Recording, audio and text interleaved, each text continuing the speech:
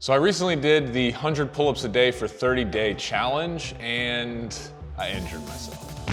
In today's video, I'm gonna talk about a few of the things that I experienced doing this challenge and then my recommendations for completing it safely. First, I'm gonna talk about why and how I injured myself. Second, I'll talk about the cons of doing a challenge like this.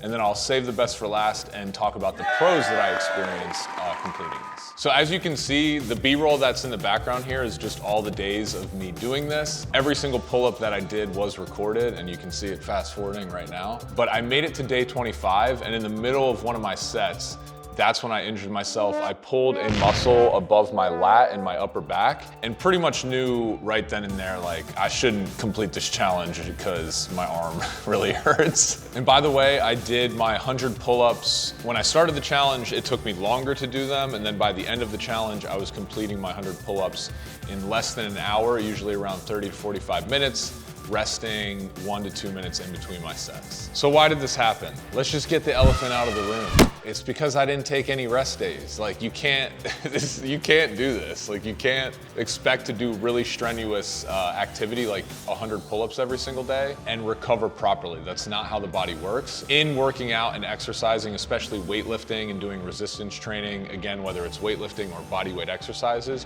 you at least always want to take a 1 rest day in between your workouts. This is not just our opinion. If you search anywhere on the internet that talks about weightlifting or YouTube or anything like that on the internet, they're gonna tell you that you need to take a rest day in between your resistance training workouts. Even jump rope, you can do almost every day once you're used to it. Obviously, we have a ton of videos on this channel that talk about what type of, if you should be taking rest days and how long. Check out that video there that will help you get started. But in general, you can do jump rope more frequently, but you still need to have a rest day. And in this challenge, I was taking none. Another reason I think I injured myself was that day and that week leading up to this injury, I was surfing a bunch, which requires you paddling and moving your shoulder muscles and using your arms a lot. So I was already overworked there. And then I was still doing heavy jump rope workouts, still doing my push-ups.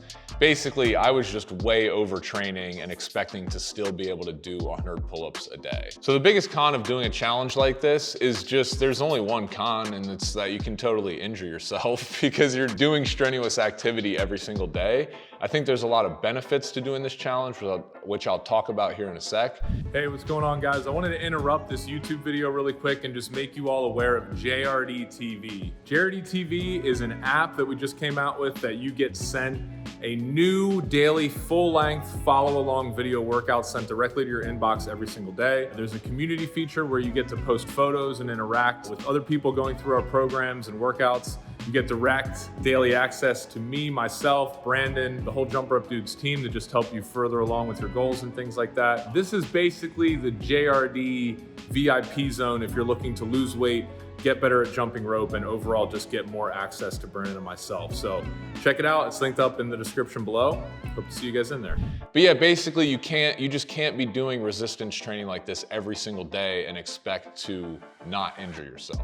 Okay, so what are the positives from this? Well, the number one positive I took away from this was doing pull-ups helps you do a lot more pull-ups. And I know that sounds like kind of weird or really basic, but when I started this challenge, I was only able to do like 2 to 3 pull-ups at a time, just because my body is not, I can do a lot of chin-ups, but I wasn't able to do a ton of pull-ups consecutively.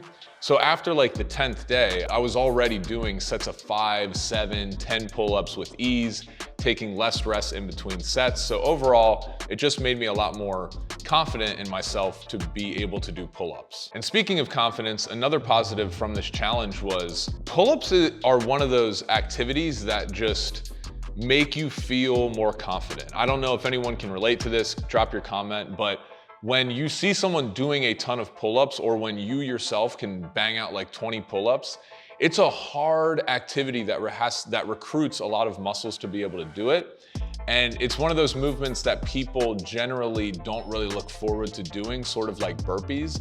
So when you are able to do a bunch of them, people definitely notice. And I even noticed myself, like just feeling a little bit of a boost of confidence, like, man, if I can do this many pull-ups, I wonder what else my body can do. Secondly, I definitely gained some definition and muscle in my back. Now, obviously this was a 30-day challenge, so it's not like the gains were astronomical, but even people in the community have been commenting saying, oh, your back looks a little bit different or more defined.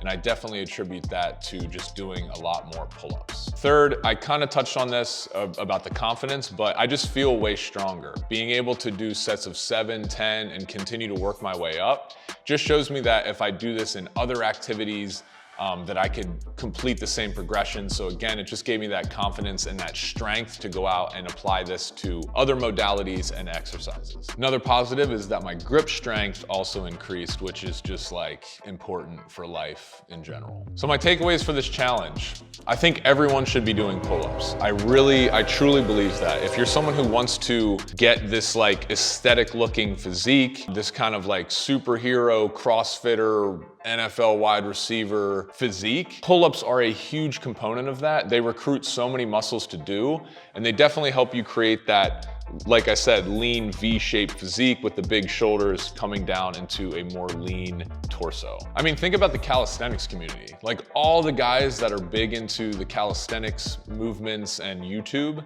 they all look insane. They all look amazing. Look at a gymnast. They're always doing pull types of exercises, whether it's like a muscle up or they're just hanging on the bars.